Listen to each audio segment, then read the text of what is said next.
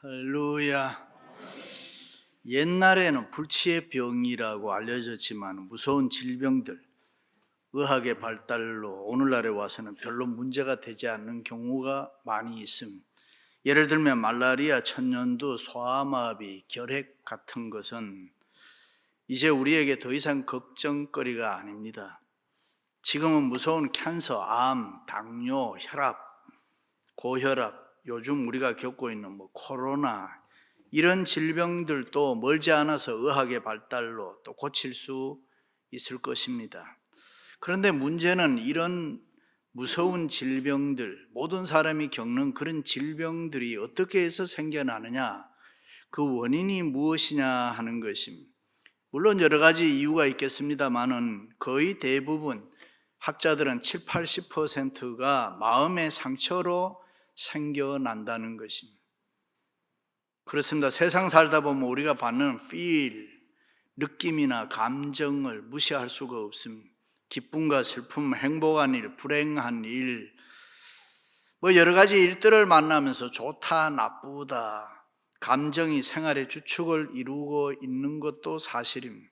그런데 슬픔과 불행, 나쁜 일을 통해서 마음의 상처를 받으면은 생활이 뒤틀리고 파괴되고 실패하게 된다는 것입니다.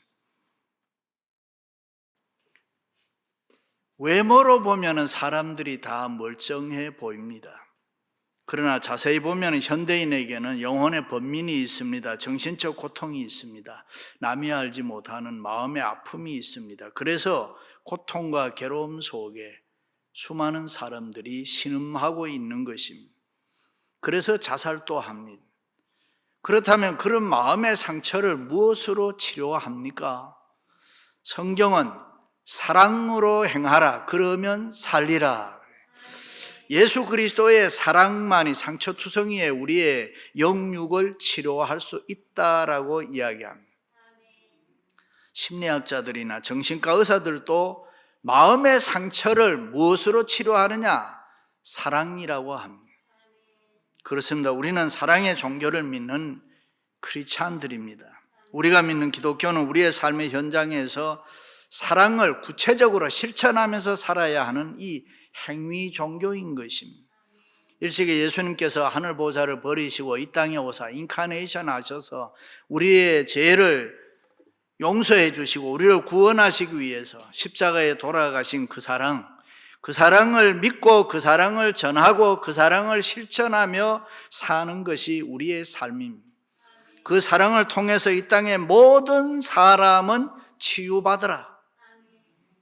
이 방법은 2000년 전 예수님께서 행하시고 말씀하신 방법인 것입니다. 너희가 아프냐? 너희가 힘드냐? 사랑으로 치료해라.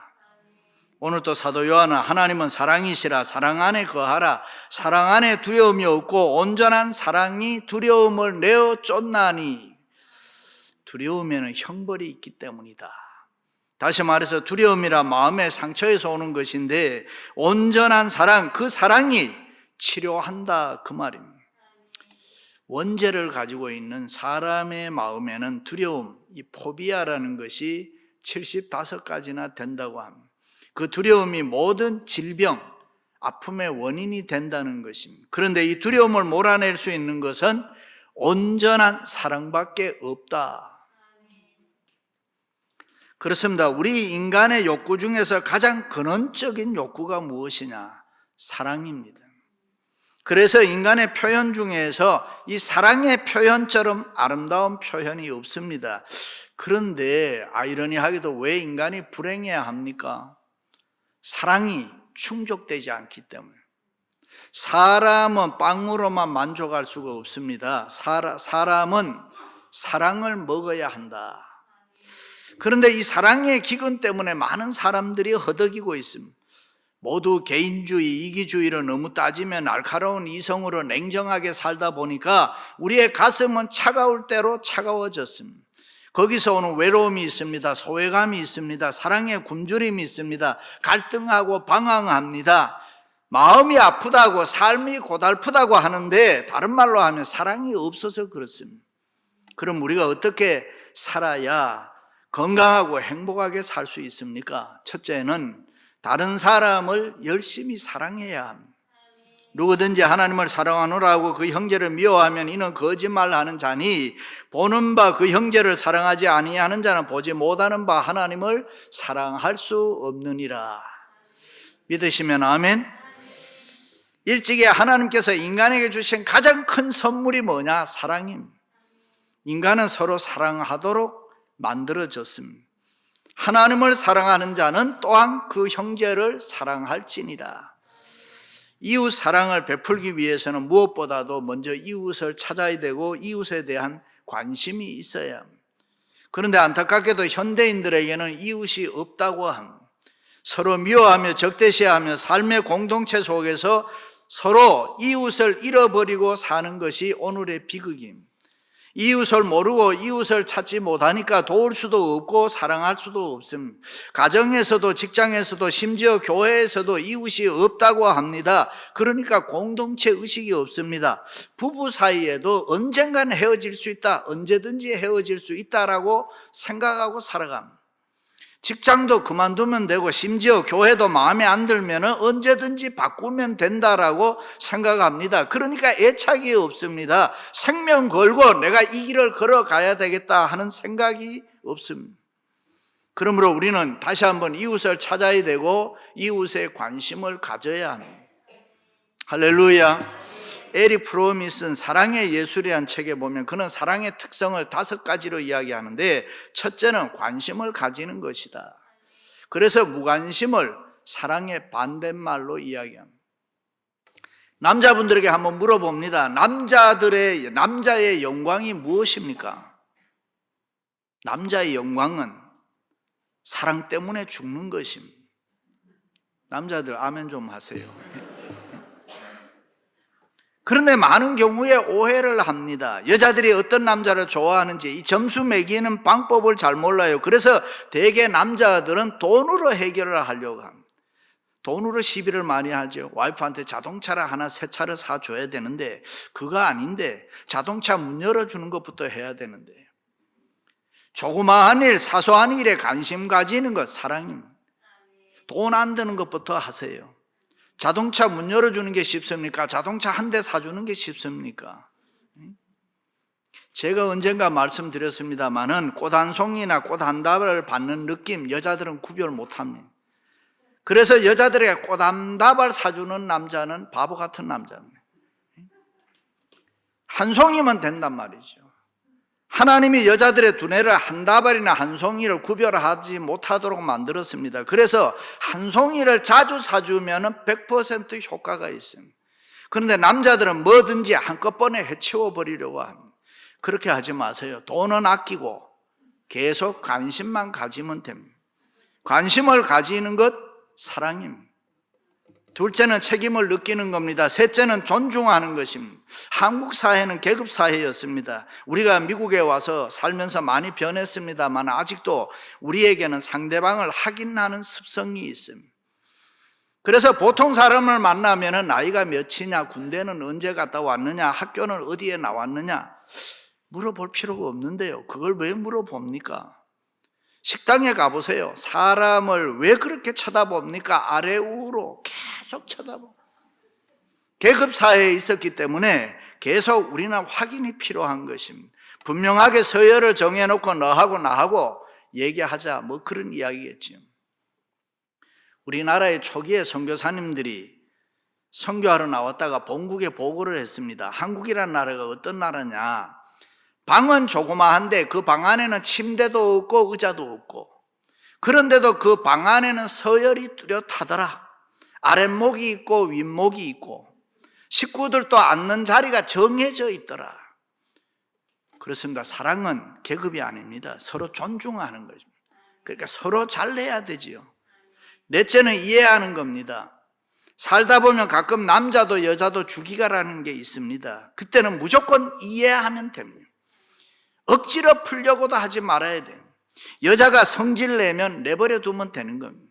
그런데 바보 같은 남자들은 가끔 왜 그러냐고 자꾸 계속 묻습니다. 그런데 성질 내는 여자도 왜 그러는지 모르는데 물어서 뭐 어떻게 하자는 거예요.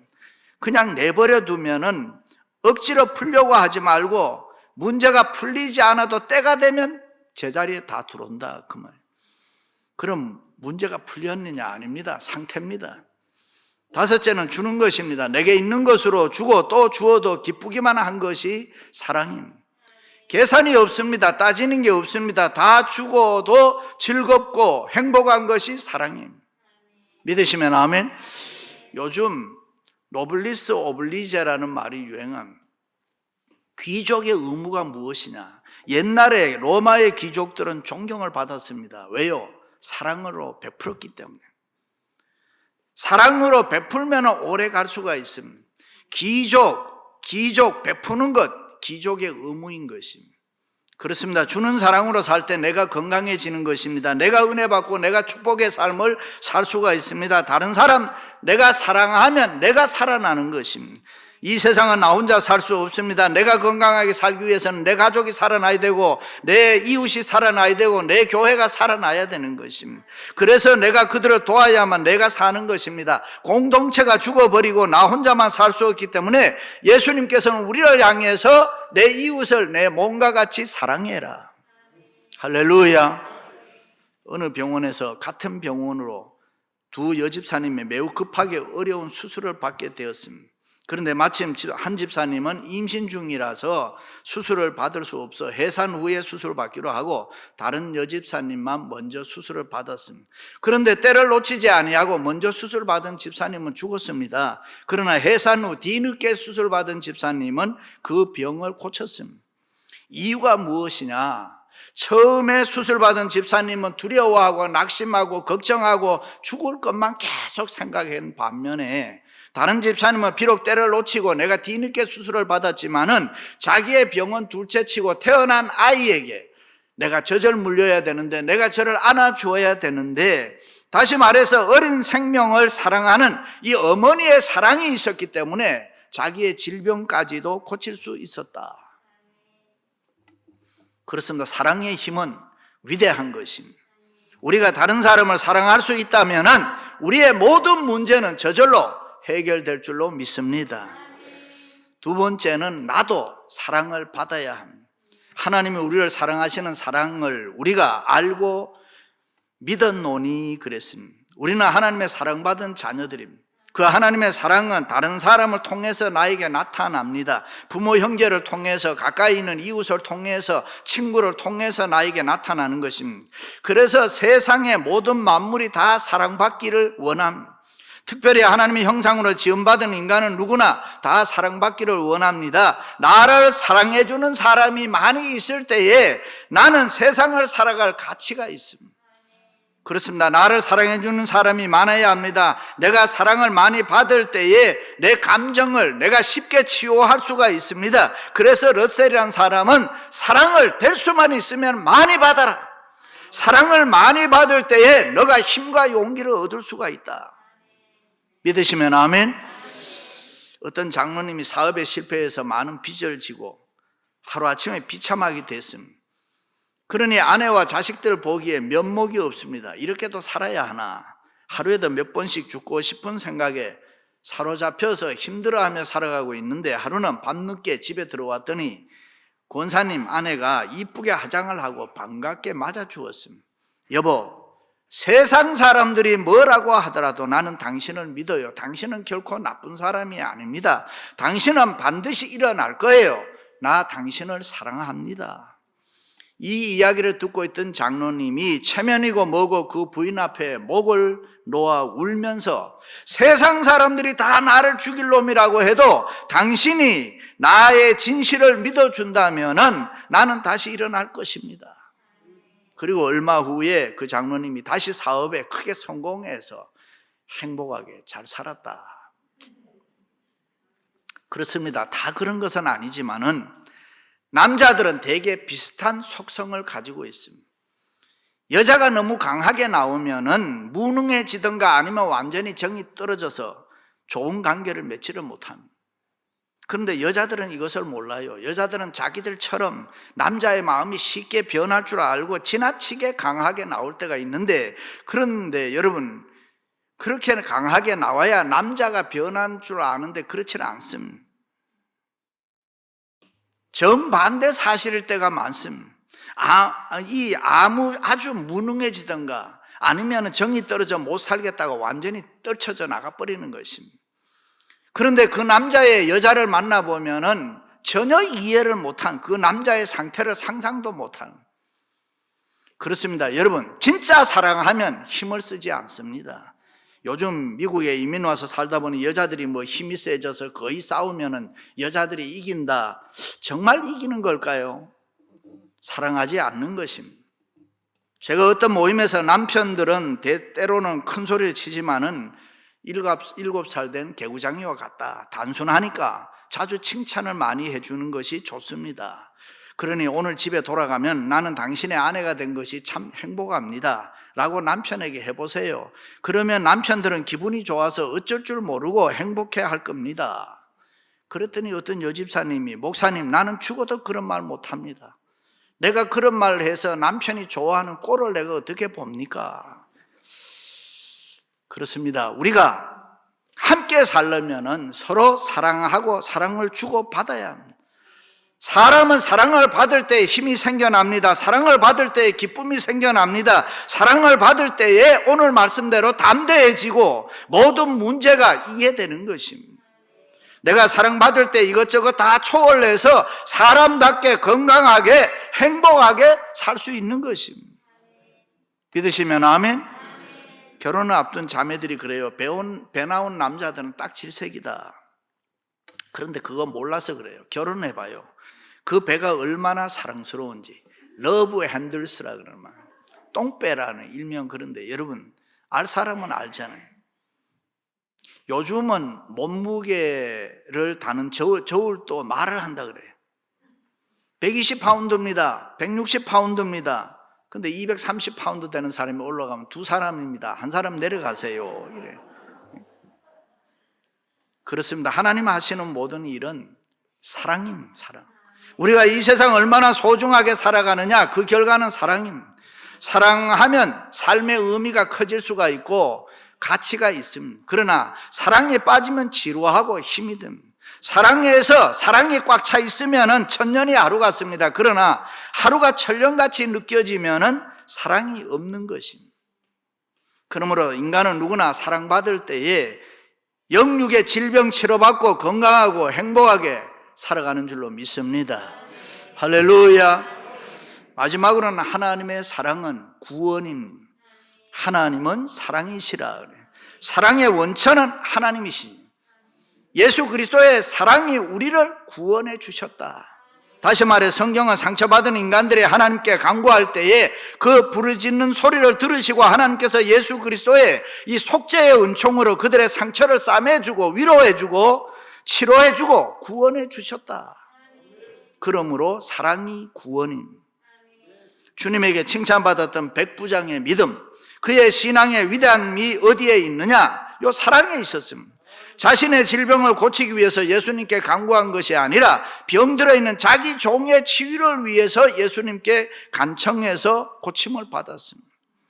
그 백부장의 사랑을 보고 예수님께서 고쳐주셨다. 사랑에는 생명의 능력과 치유의 능력이 있는 줄로 믿습니다. 그러므로 우리의 삶에서 이 사랑보다 귀한 것이 없다. 마리아가 돈에 대한 계산이 안 돼서 비싼 향유를 예수님 발에 부어드리고 머리칼로 닦아준 거 아닙니다. 오직 예수님만 기쁘시게 하면 된다라는 이 사랑의 마음밖에 없었다. 마리아의 사랑은 예수님의 기쁨이 자기의 기쁨이라고 생각했기 때문에 자기의 희생이라든가 자기의 부정을 기꺼이 할 수 있었다. 그렇습니다. 이 세상에서 가장 아름다운 것이 사랑입니다. 어느 책을 봐도, 어느 노래를 들어도, 어느 영화를 봐도, 그 어떤 예술, 삶의 그 어느 영역에서든지 주제는 항상 뭐냐? 사랑입니다. 문제는 우리는 그 사랑을 하나의 관념이나 감상적인 것으로 착각하고 있다는 사실. 밀림의 슈바이처, 성자 슈바이처 박사는 자신을 위해서 다른 사람을 돕는 이 이타주의 사랑을 가리켜서 페리커니즘이라 그랬습니다. 원래 이 말은 아프리카에 사는 펠리컨이라는 새에서 유래된 말인데, 펠리컨이라는 새는 죽을 때가 되면은 자기의 부리로 자기의 앞가슴의 털을 다 뽑고 가슴을 찢어서 피를 내게 해서 자기 자식들에게 다 먹이고 난 다음에 숨을 거둔다. 이와 같은 자기 희생의 사랑을 페리커니즘이라 그렇게 이야기합니다. 칼 바르트는 하나님의 사랑은 진노 속에서도 구체화된다. 그가 유명한 교회 교의학을 썼을 때에 많은 사람들이 선생님 그 방대한 책을 한마디로 얘기하면 도대체 내용이 뭡니까? 그랬을 때 그는 이런 말을 했어요. 하나님은 당신을 사랑합니다. 믿으시면 아멘? 그렇습니다. 성경은 하나님께서 계속 우리를 사랑한다고 합니다. 아무개야 내가 너를 사랑한다. 탕자의 비유에서 둘째 아들이 모든 재산을 탕진하고 험한 생활을 하다가 마지막 찾게 되는 것이 요 아버지의 사랑. 아버지의 사랑이 나를 기다리고 있는데 내가 아버지께로 돌아가야지. 그 아버지의 사랑이 그를 흥분하게 했습니다. 그가 아버지께로 돌아갔을 때 이미 대문은 활짝 열려 있었고 아버지는 뛰쳐나와 거지된 아들의 목을 껴안고 환영해 주었다. 새 옷 입히고 가락지 끼우고 잔치를 베풀어 주었습니다. 이 사랑이 구원의 사랑입니다. 이 사랑이 치료의 사랑입니다. 이 사랑 안에 해결되지 못할 문제가 이 세상에 아무것도 없습니다. 아무리 어려운 문제라고 하더라도, 아무리 심각한 문제라고 하더라도 그것을 깨끗하게 치료하고 해결하고 구원으로 인도하는 것이 하나님의 사랑. 할렐루야. 그렇습니다. 하나님의 사랑은 우리를 구원할 수 있습니다. 하나님의 사랑은 우리를 치료할 수 있습니다. 하나님의 사랑, 그것이 우리의 소망인 것입니다. 이 세상 상처받은 인간은 누구나 하나님께 부르짖으면은 하나님께서 하나님의 사랑으로 그들의 상처를 싸매주고 위로해주고 치료해 주시는 줄로 믿습니다. 할렐루야. 교회는 상처받은 심령들이 마지막 오는 곳이라 그렇게 이야기합니다. 그러므로 교회는 처음 오는 분들을 실망시키면 안 되는 것입니다. 사랑을 보여주어야 한다. 예수님의 사랑으로 싸매주고 눈물 닦아주고 위로해주고 격려해주고 용기를 주어야 한다. 오늘은 선한 사마리아인의 주일입니다. 아직도 우리의 주위에 보면은 나보다 가난한 사람, 나보다 불쌍한 사람 많이 있습니다. 그들을 도와줄 수 있기를 바랍니다. 하나님의 사랑으로 우리의 영육이 깨끗이 치료받고 강건하여 복된 인생 살아가시기를 주님의 이름으로 축원합니다.